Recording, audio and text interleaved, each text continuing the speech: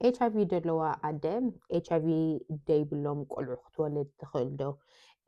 ብዙሕ ሕቶ ከምኡ መፂኒ ሎማዓንቲ ብዛዕባኡ ክንዛረብ እየ ትምህርትና ንቐፅል።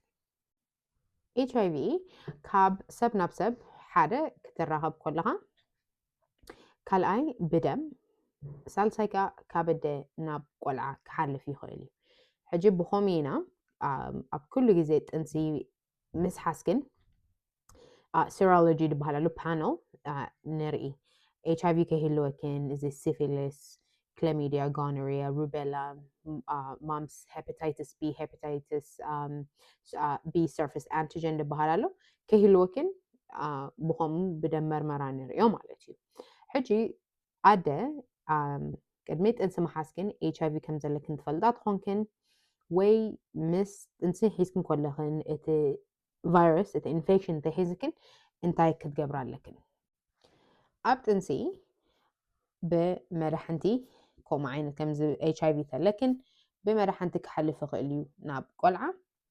ወይ ክትሓርሳ ከለኽን ምክንያቱ ትሓርስ ከለኻ ክንደይ ብዙሕ ደም እዩ ዝፈስስ ሕጂ ኣብ ከምኡ ሓንሳብ ኮንትሮል ክትገብሮ ትኽእል ኢኻ ምስ ሓረስክን ከዓ ከተጥብቦ ከለኽን ብኸምኡ እውን ክሓልፍ ይኽእል እዩ ናብ ቆልዓ። እዚ ክብል ከለኹ ግን እቲ ካብ ኣደ ናብ ቆልዓ ክሓልፍ ዝኽእል እቲ ታደ እቲ ኢንፌክሽን ናታ ማለት እዩ እቲ ናይ ቫይረስ ኮንትሮል እንተደይ ጌራቶ እዩ። ኮንትሮል ማለተይ እቲ ኣንታይ ሬትሮቫይራል ቴራፒ ዝበሃል እዚ ማለት ኮክቴል ዓይነት ብዙሕ ዓይነት ከኒና ኣሎ HIV ተለካ ትወስዶ ማለት እዩ። እዚ እንታይ ትገብር ደሎ ነቲ ኣብ ደምና ደሎ እቲ ቫይረስ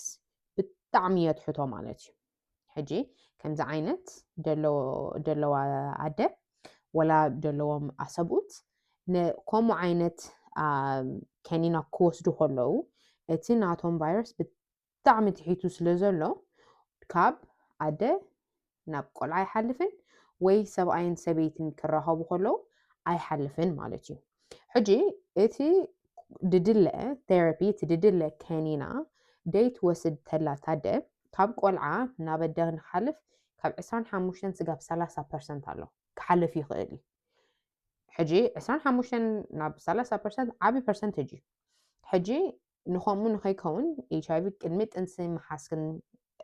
ትፈልጣ ትኾንክን ከምኡ ከም ዘለክን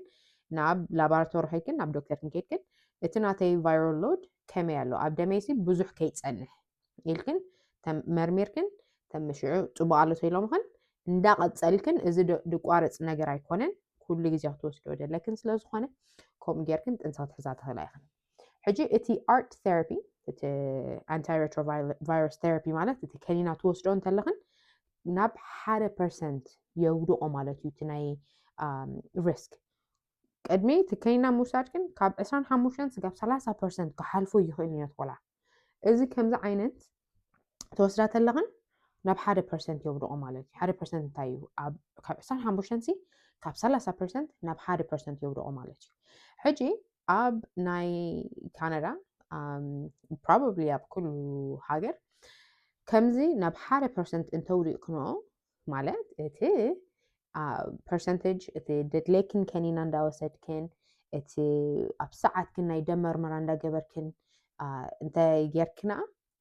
ብኖርማል ወላ ክትሓርሳ ትኽእላ ኢኽን። ምክንያቱ እቲ ዕድል እቲ ቻንስ ናይ ምሕላፍ ወይ ናብቲ ቆልዓ ክሓልፍ ድኽእል ናይቲ ቫይረስ ብጣዕሚ ትሒቱ ስለ ዘሎ ማለት እዩ። ሓንሳብ ከምኡ ተደይ ኮይኑ ከምቲ ድድለ ተደይ ትሒቱ ብበዝሕ ግዜ ከማን ብኦፕሬሽን ክንሕርሰክ ኢና ድብላኽን ስለምንታይ ምእንታን ኮንትሮል ክገብሮ ብዙሕ ደም ከይፈስስ ናብ ቆልዓ ከይሓልፍ ማለት እዩ። ሕጂ እታ ኣርት ቴራፒ ምስ ዶክተርክን ተዛሪብክን እታ ቫይራል ሎድ ተጉዲልክና ቨሪ ጉድ ናብ ኖርማል ማለት እዩ ደምናስ ኖርማል ተመሊሱ ኣሎ ማለት እዩ። on top of that ምስ ሓረስክን ነቶም ቆልዑ እውን ስጋብ 4 ወርሒ ድኾን መመሊሶም ደም መርመራ ክገብሩ እዮም። ኖርማል ተፀኒሑ ፅቡቅ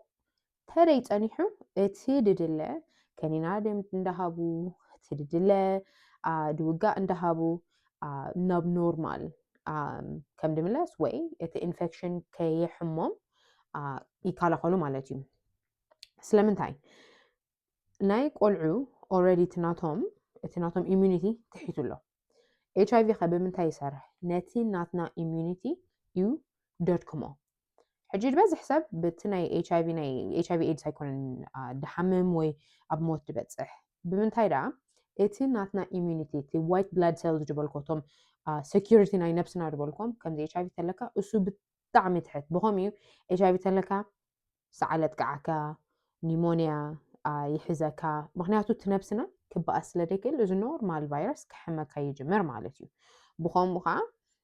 قلعو منتان already تناتهم immunity تحيتو سلازلو HIV تلومون كتحت سلازخل بخومينا أب ساعتهم يرأيو أب ساعتهم اتداد ليوم تيرابي اتداد ليوم حكمنا خقبرو لهم مالتيو أدون كومو أب تنسخل لخا تناي تاد immunity تحيت يدولو حجي HIV انتلكن please كيناخن ديمقراط أب ساعتكن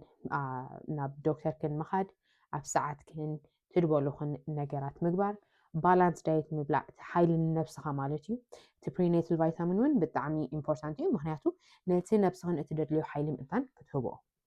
كمتي ديدلا تريجيرنا حدا اتي قلعة كنئسي يخيلي أكندي مهنياتو سلمتاي اتي نفسها سلددكم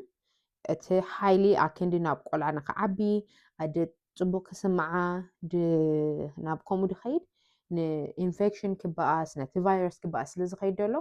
እቲ ቆልዓ ክደቅቕ ይኽእል እዩ ብኸምኡ ቆልዓ ተደቂቑ ኸዓ እቲ ነፍስኻ ኣብ ኩሉ ተመቒሉ ስለ ዘሎ እቲ ነፍስኽን ቀልጢፉ ክሓርስ ክጅምር እዩ ክውለዱ ከለዉ ኸዓ ኣብ ጥንሲ ደቀቕቲ ስለ ዝነበሩ ምስ ሓረስክን እውን ደቀቕቲ ይውለዱ ማለት እዩ ኣብ እቲ ናይ መድሓንቲ ድሓልፍ ነገርካ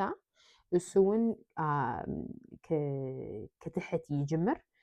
ሕጂ እቲ መድሓንቲ ከምቲ ድድለ ደይሕልፍ እንተለዉ ነገራት ካበደ ናብ ቆልዓ ብኸምኡ እቲ ዝተዛረብ ኩሉ ይደቁ ቀልጢፉ እንትሓርሳ ብኸምዚ እውን ክኸውን ይኽእል ሓንሳብ እቲ መድሓንቲ ከምቲ ድድለ ደይሰርሕ እንተሎ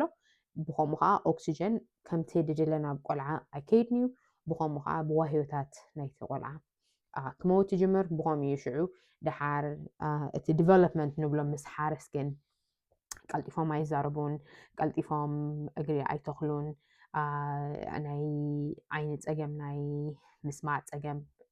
ክገብሩ ይኽእሉ ምክንያቱ ነቲ መትንታት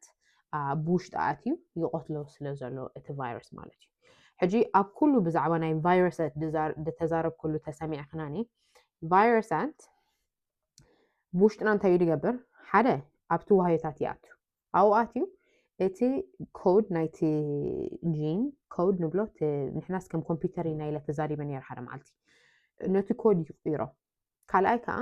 ነቲ መትንታት ከም ድመው ትገብሮ ማለት እዩ ብኸምኡ ሽዑ ከም ብዙሕ ከምዚ